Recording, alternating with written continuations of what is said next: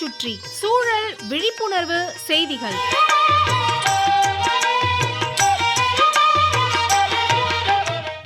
அன்புள்ள ராமலிங்கம் சார் அவர்களுக்கு உங்கள் மாணிக்கம் எழுதும் மடல். நலம் நலமறிய ஆவல். சமீபமா பொள்ளாச்சி பக்கம் போனோம். கிணத்துக்கடவு பகுதியில் ஒரு சின்ன கிராமம், முள்ளுப்பாடின்னு. அழகான கிராமம், தூய்மையான கிராமம். எங்கே பார்த்தாலும் கான்கிரீட் சாலைகள், பார்க்குறதுக்கு பளிச்சுன்னு இருந்துச்சு. ஊர் மக்கள் எல்லாரும் முழு ஒத்துழைப்பு கொடுக்குறாங்களாம். ஒரு தூசு தும்பு எங்கேயும் அந்த ஊர் சாலைகளில் பார்க்க முடியல. அப்படியே எங்கேயாவது கிடந்தாலும் அதை எடுத்து அதுக்கான இடங்களில் போட்டுடுறாங்க. அங்கங்கே தொட்டி இருக்குது. ஒவ்வொரு வீட்லேயும் 2 குப்பை தொட்டி.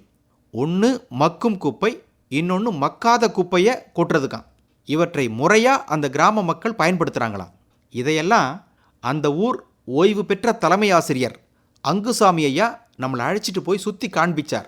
ராமலிங்கம் சார், முள்ளுப்பாடி கிராமம் நம்ம கோயம்புத்தூர் மாவட்டத்தில் தானே இருக்குது.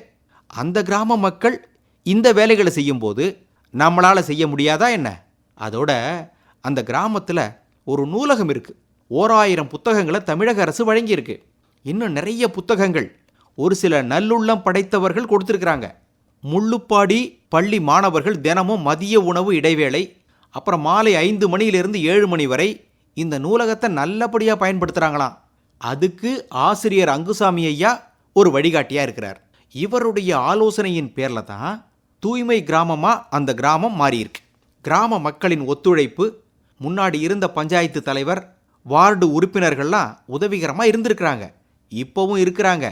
இதைத்தானே நமது மத்திய அரசாங்கம் எதிர்பார்க்குது.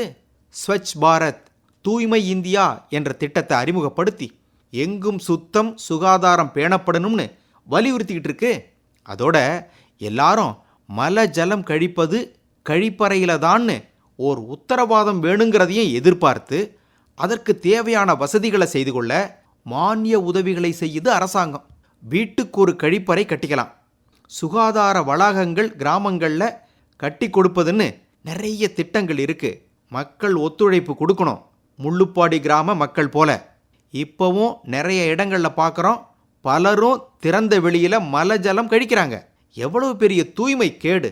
ராமலிங்கம் சார், நம்ம ஊரில் தான் நீங்கள் பார்க்கலாம், காலில் போடுற செருப்பு குளிர்சாதன வசதியுடைய அறைகளில் விற்பனை செய்யப்படுறத.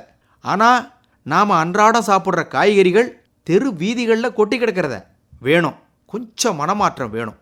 நாம் ஓர் அடி எடுத்து வைத்தால் நம்மோடு பயணிக்க நிறைய பேர் வருவாங்க. பூனைக்கு யார் மணி கட்டுறதுன்னு சிந்தனை செஞ்சுக்கிட்டு இருக்கிறோம்.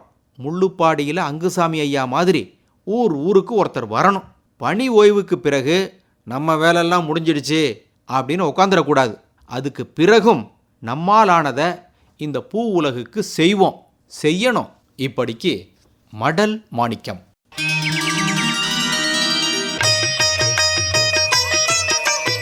நம்மை சுற்றி சூழல் விழிப்புணர்வு செய்திகள் கேட்டீர்கள்.